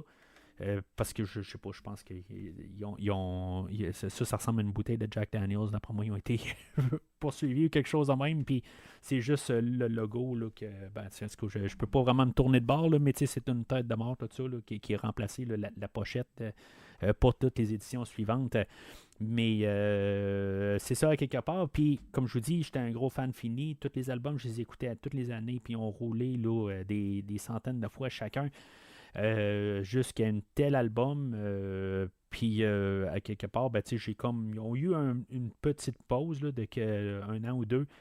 Puis j'ai vieilli. À quelque part, c'est tout simplement ça. Et que j'ai commencé à les écouter. Puis les deux, trois derniers albums, je les ai écoutés peut-être une fois ou deux chacun. Là. Fait que c'est peut-être les cœurettes, c'est l'évolution des affaires de même, mais c'est un marché qui est dur à cibler. Fait que je veux dire, on évolue. Puis, vous pouvez sûrement regarder là, vos choses que vous écoutiez, là, quand vous étiez il y a peut-être 5 ans, l'année passée, cet été, puis que vous écoutez plus du tout, puis, mettons que ça vous intéresse même plus.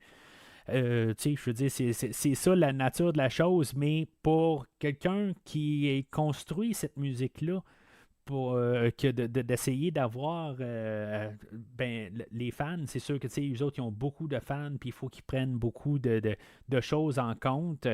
Puis quelque part, ils doivent essayer. Puis là, c'est ça. La mentalité, c'est on va essayer de garder tout ce qu'on peut garder de notre groupe, puis on va continuer dans cette lignée-là pour qu'on ait le plus côté fidèle. Mais c'est sûr, quelque part, l'inévitable arrive toujours à tout le monde, éventuellement. Que je veux dire, le monde passe à autre chose, là, tout simplement. C'est toujours une question là, de temps, tout ça. Mais c'est ça. Fait que là, je veux dire, ça devient tout ambigu un peu. Là, on voit qu'il y a quand même tout le temps des sauts dans le temps où là, on est rendu à un autre concert éventuellement. Où ce que finalement, on a juste finir pareil avec l'enregistrement. Là, ils vont jouer une chanson, là, juste pour le dire. Ils vont commencer à enregistrer une chanson, là, Reckless, qui est une chanson là, écrite par Kane Roberts, que je pense que c'était un guitariste là, de Alice Cooper, je pense, mais je ne suis pas trop certain. C'est peut-être Def Leppard ou quelque chose de même, là, tout simplement. Là. Cette chanson-là se trouve pas sur l'album, puis techniquement, elle se trouve pas légalement là, à avoir, là, mais elle se trouve sur YouTube, là, quelque chose de même. Là. Fait que il y a toujours une manière là, d'écouter cette chanson-là, mais cette version-là existe par d'autres groupes, par Kane Roberts lui-même, je pense, mais C'est la seule chanson là, qui a été enregistrée par Steel Dragon, qui est comme officielle pour le film, qui ne se retrouve nulle part, là, tout simplement. Là. C'est quand même drôle qu'on n'a pas sorti cette chanson-là. Je dirais que cette chanson-là, le meilleur bout est le bout qu'on entend. Ça a l'air d'être vraiment solide, qu'est-ce qu'on entend, tout ça. Mais après ça, je veux dire, le refrain, là, je trouve ça horrible. C'est peut-être pour ça qu'on a décidé de ne pas la montrer. Dans aucun format, là, peut-être, je sais pas, en tout cas, j'aime vraiment pas le refrain de cette chanson-là, mais tout le début, tout ce qu'on entend dans le film, ça semble être la meilleure tune que Steel Dragon veut faire, là, tout simplement. Ce qui est ironique un peu là-dedans, c'est que Marky Mark, ben, avec son style qui était plus rap, va essayer de faire du rap comme première version, puis on va lui dire, ben là, qu'est-ce que tu fais, là, ça n'a pas rapport à ce que tu fais. Mais c'est ça, je veux dire, c'est un petit peu un clin d'œil là, à Marky Mark. Mais ça se peut des fois je dis Marky Mark ou Mark Wahlberg ou Chris. Là, en tout cas, j'essaie des fois là, de juste tout un peu aligner mes idées. Là. Je suis désolé si des fois là, j'ai l'air d'être mêlant un peu là-dedans. Puis c'est ça. Fait que finalement, ben, on va se ramasser à un autre concert pour faire en parallèle avec le tout début du film. Avec pendant qu'on va chanter Stand Up, encore une fois, et qu'il y a quelqu'un qui va se mettre à chanter peut-être encore meilleur que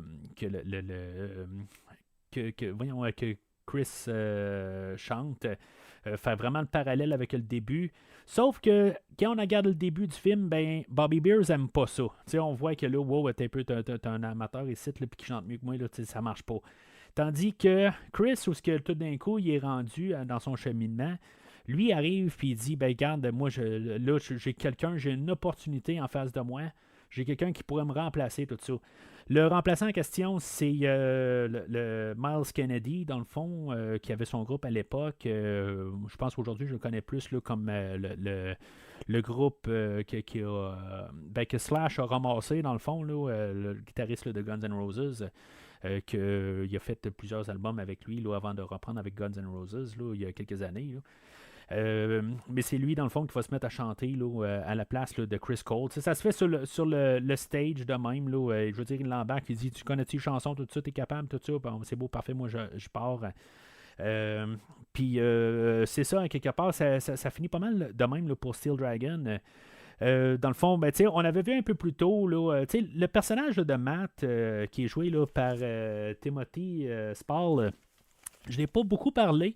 On voit que c'est un peu la conscience réelle de tout en arrière. Comme, c'est quelqu'un qui a comme qui a un âge mûr un peu. Il comprend dans l'univers qu'il est, mais que il est très intelligent, il voit tout ça aller. Puis en tout cas, je veux dire, je pense que c'est un peu le cœur du film. Que lui, il comprend comment ça peut changer quelqu'un, ça peut détruire quelqu'un, ça peut. Dans le fond, là, tu pars dans un autre monde carrément dans cet univers-là. Il va dire, dans le fond, un peu plus tôt, là, il va avoir une conversation avec Chris, que lui, dans le fond, il avait comme sa vie, il était tombé en amour un peu plus tôt avec une fille, tout était bien à quelque part, mais qu'à quelque part, il était rendu peut-être, il voyait comme sa vie juste comme alignée dans des tracks, puis que c'est pas ça qu'il voulait vivre, dans le fond. Fait que, puis tu sais, juste, il est arrivé, puis il a dit, bon, ben, tu sais, éventuellement, il devait aller à la salle de bain, puis il a comme quitté tout carrément, là, il n'est jamais retourné en arrière. Puis c'est ce que Chris va faire, dans le fond, là, dans le fond, ça va être sa manière un peu de dire, il va dire, bon, tu sais, je vais aller à la salle de bain, puis, ben, c'est ça, tu sais, dans le fond, il revient pas, c'était un peu sa manière, là, de juste dire qu'est-ce qui se passait, dans le fond. Puis il va quitter là. Puis le film, là, dans le fond, en 5 minutes, là, va fermer. Là, rendu là. On va voir qu'il va y avoir une évolution. Parce qu'en bout de ligne, là, il va aller rejoindre là, le personnage joué par Tim Oliphant. Au début, dans le fond, là, ils vont faire un nouveau groupe, puis ils vont jouer là, de l'acoustique. Là, dans le fond, là, c'est The Verve Pipe là, qui va jouer. Là. Une chanson Colorful. Le Verve Pipe que je connais pas plus avant ou après, là, à part la tune principale. Ben, il y avait un groupe qui s'appelait The Verve dans le fin des années 90. Là, puis je pensais que c'était ce groupe-là, mais c'est pas ce groupe-là, dans le fond. Puis que c'est ça, dans le fond, on voit qu'il a comme un peu changé de style. Il a coupé ses cheveux un peu. Mais c'est ça, ils se sont. Ils ont fait un nouveau groupe. Tout ça, dans le fond, il a évolué.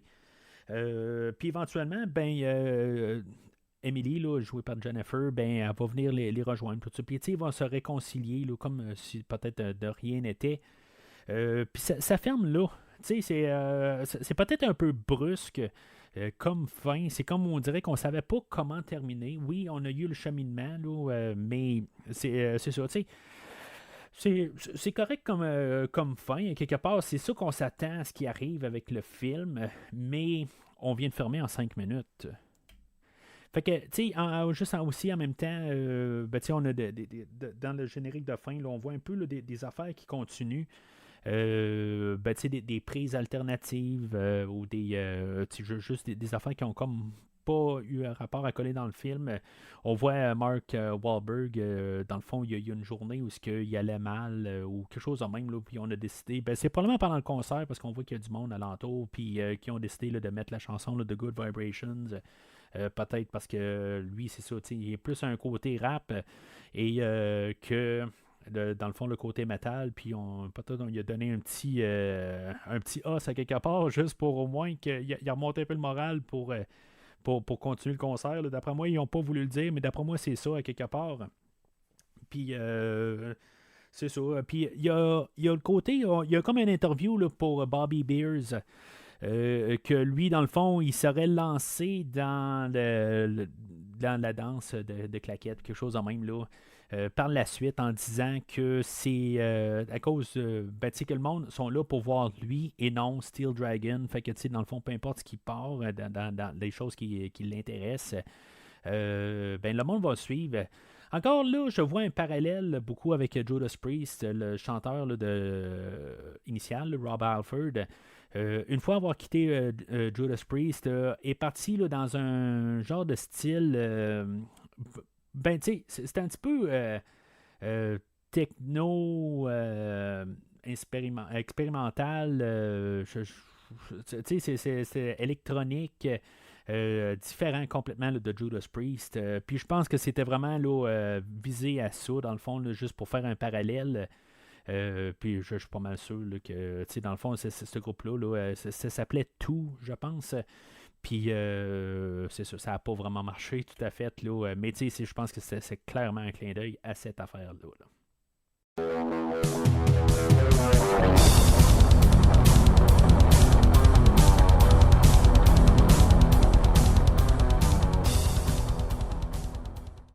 Alors, en conclusion, c'est un film, je suis content de l'avoir revisité.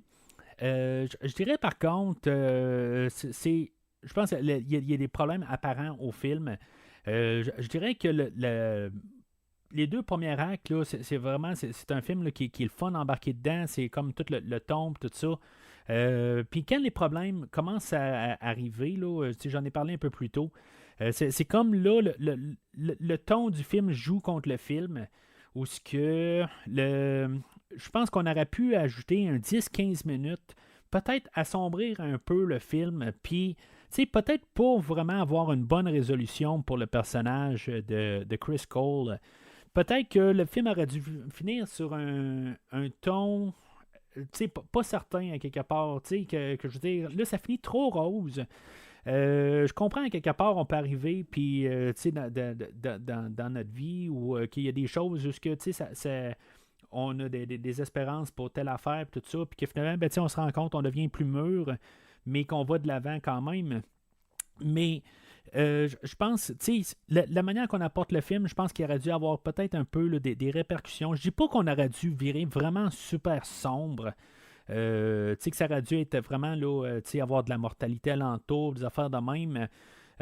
Mais il y a des affaires que on voit plus la famille, on voit plus, je veux dire, on voit la famille au début, mais là, ils disparaissent carrément au milieu du film. Tant qu'à les avoir embarqués, peut-être qu'on aurait dû les mettre plus tard, peut-être qu'on aurait dû montrer que, je veux dire, il se foutait carrément là, de sa mère, tout ça, ou que je veux dire qu'il y en a un qui décède, puis que que, tu sais, je veux dire, en bout de ligne, pour X raison, il peut pas être là. Tu sais, un peu, toutes des affaires un peu pour... Puis, dans le commentaire audio, il arrive, puis il dit, tu sais, il voulait pas arriver à un moment où on doit détester Chris Cole. Je pense qu'on aurait dû arriver, justement, puis à quelque part, le dire, là, ben, tu sais, ça n'a pas de maudit bon sens.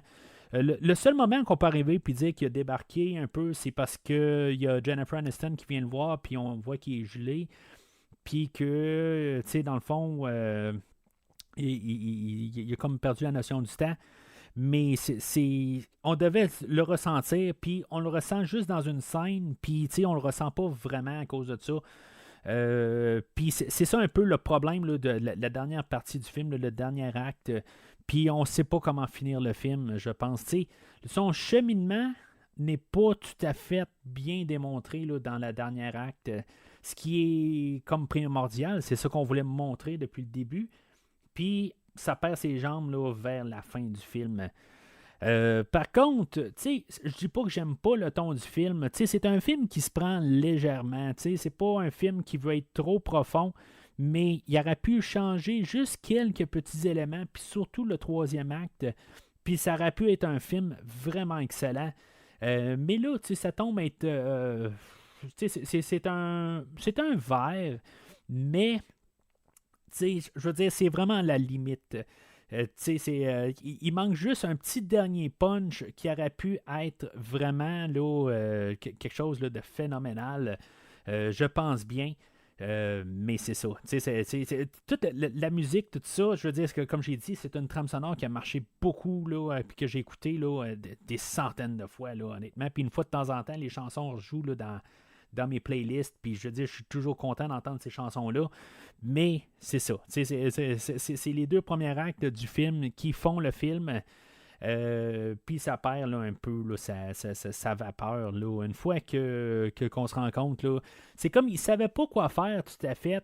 Il a eu sa montée pour enlever mais pour comme en redescendre vers la fin, il manquait quelque chose quelque part là, dans le montage, puis peut-être là, juste un peu, peut-être marteler le côté que ça va mal, puis c'est pas juste du fun, parce que c'est ça qu'on montre.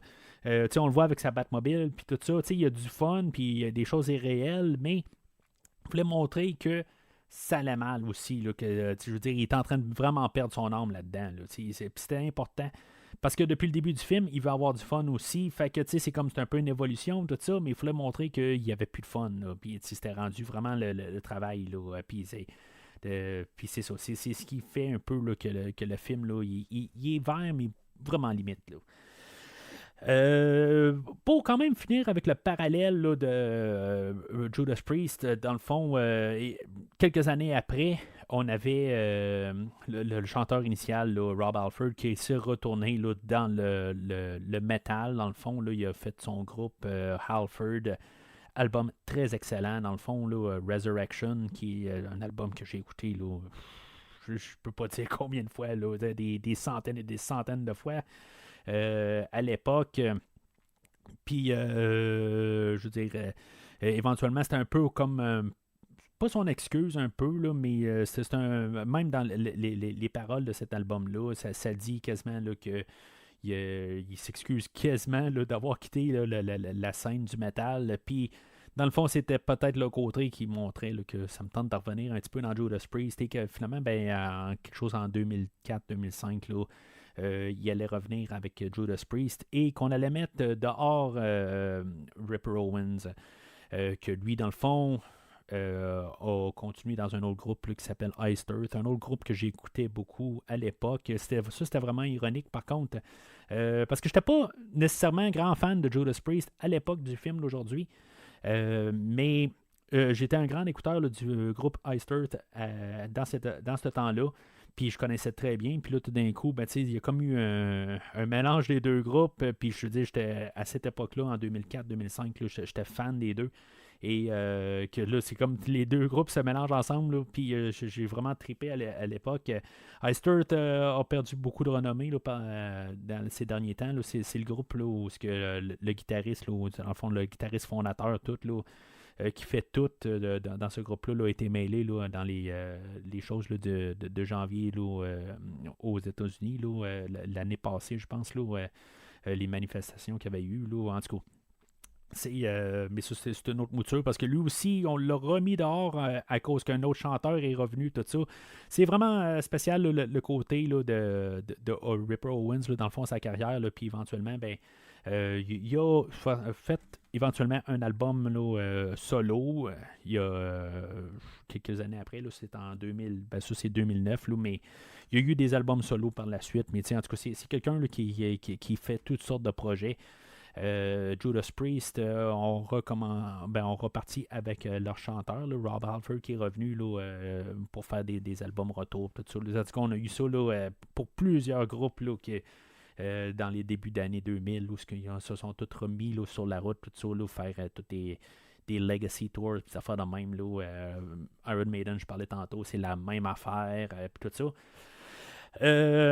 Puis c'est ça rendu là. Ben, tu sais, aujourd'hui, il y a des membres de Judas Priest qui ont quitté Judas Priest et que finalement, ben, tu sais, il est chanteur pour une autre version bizarre de Judas Priest. Dans le fond, la moitié du groupe, c'est des anciens chanteurs. Membres de Judas Priest et des nouveaux membres. Puis Judas Priest, ben, c'est la même affaire. Ils sont comme des anciens membres et des nouveaux membres, tout ça. C'est vraiment étrange un peu cette situation-là. Mais tu sais, en tout cas, ça c'est dans le côté réel que si on aurait un Rockstar 2, mais peut-être qu'on continuerait sur l'histoire juste pour le fun dans un monde alternatif. Sauf que le film a été fait là, sur un budget là, d'environ, là, c'est genre entre 38 et 57 millions. Là, fait que sauf que il a coté quelque chose comme 19 millions là, dans le fond. Là. Fait que c'était un flop. Pas un flop mérité, par contre, mais je pense que si le film aurait été peut-être un peu plus, là, il aurait su un peu plus qu'est-ce qu'il voulait être, peut-être qu'il aurait été plus de succès. Mais ça n'enlève pas qu'il y a du bon travail, il y a vraiment du bon monde qui travaille en arrière. On a tout le côté là, musical en arrière, toutes les idées. C'est vraiment solide. C'est juste que je pense que je vais devoir mettre ça au pied du réalisateur. Que c'était pas le bon réalisateur pour faire le film. Je pense qu'on avait besoin de quelqu'un qui était capable de jouer avec le côté ironique, mais que quelque part, il pouvait aller plus sombre, puis qu'il ne devait pas se dire nécessairement il faut que ça finisse trop bien rose à la fin. Il fallait quelqu'un que je pense qui soit capable de nous apporter l'idée, puis qui ait une plus grande vision, puis qui connaisse l'univers qu'il apporte pour apporter ça à l'écran. On a un film qui s'appelle Rockstar, puis qui devait démontrer le bon côté et le mauvais côté. Là, ça a l'air plus d'un genre de montagne russe que, dans le fond, là, ça doit être cool là, quelque part, puis on peut juste débarquer quand ça nous fait plus notre affaire. C'est plus ça qui arrive à la fin du film, puis c'est ça que je pense qui démontre que le film, là, il n'y avait pas de jambes, dans le fond, là, pour être un film à succès. Là. Fait que c'est pas mal tout pour aujourd'hui.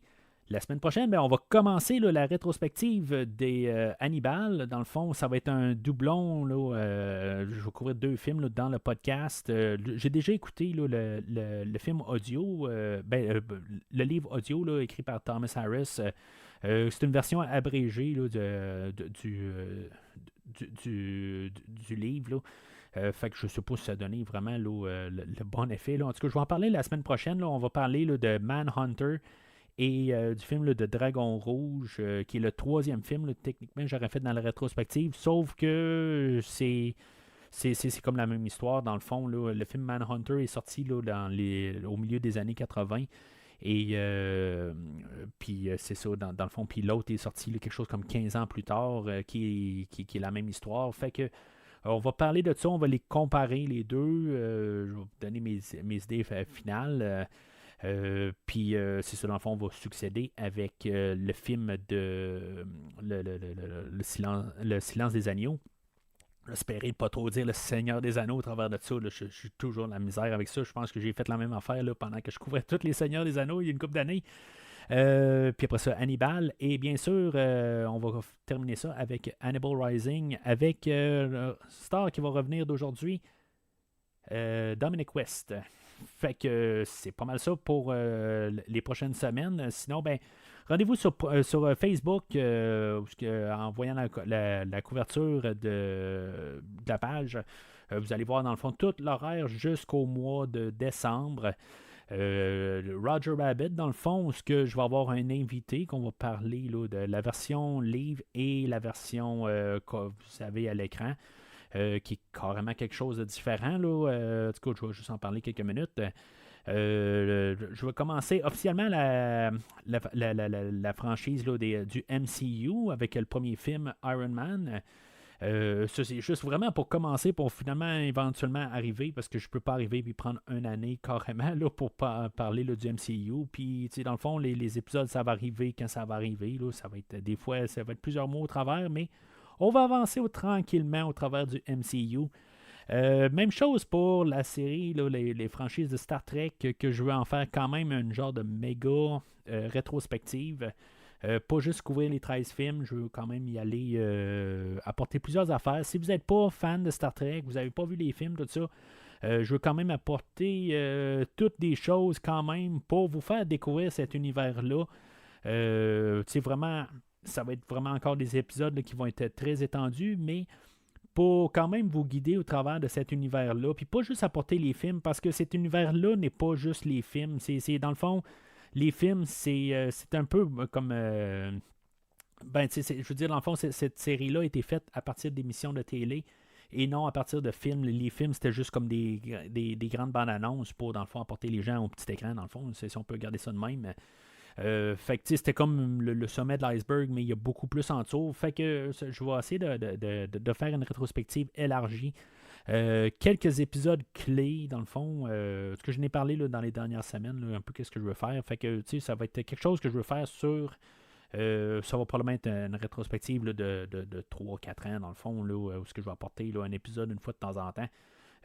Pareil pour le MCU. Dans le fond, les deux vont être en parallèle. Mais c'est ça dans le fond là. Fait que ça va être pour les prochaines semaines. Puis dans le fond là, pour le temps des fêtes, dans le fond, on va parler là, de Gremlins, film qui se déroule dans le temps des fêtes. Fait que pourquoi pas apporter là, les petites créatures vertes au travers de ça.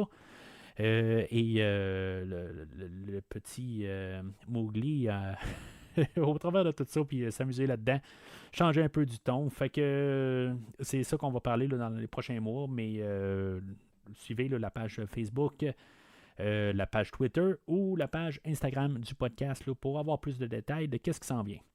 Sinon, ben commentez sur l'épisode d'aujourd'hui. Dans le fond, dites vos pensées. Est-ce que Rockstar, on devrait avoir un 2? Est-ce qu'il y a des choses? Est-ce que j'ai quelque chose que j'ai pas compris? On aurait dû... Est-ce qu'on a...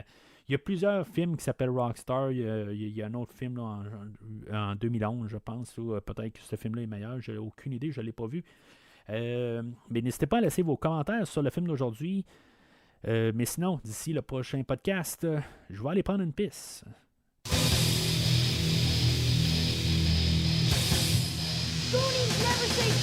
Merci d'avoir écouté cet épisode de Premier Visionnement. J'espère que vous vous êtes bien amusés. Je vous donne rendez-vous la semaine prochaine pour la couverture d'un autre film. Si vous voulez entre-temps regarder le catalogue complet du podcast et télécharger les épisodes passés, rendez-vous sur premiervisionnement.com.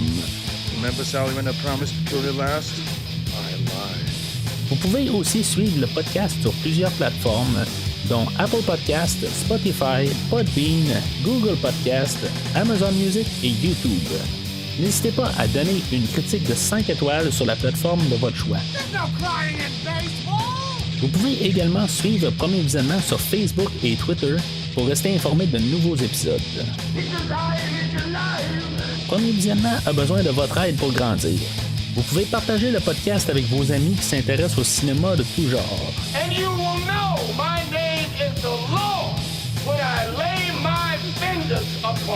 Le podcast a également besoin de votre support monétaire pour continuer. Avec un don de 10$ pour un ou 25$ pour 3 films non franchisés disponibles sur Netflix ou n'importe quel support nécessitant pas un achat, le podcast s'engage à couvrir votre choix dans les 3 mois pour vous remercier de votre don. En espérant vous voir au prochain épisode. Life was like a box of chocolates.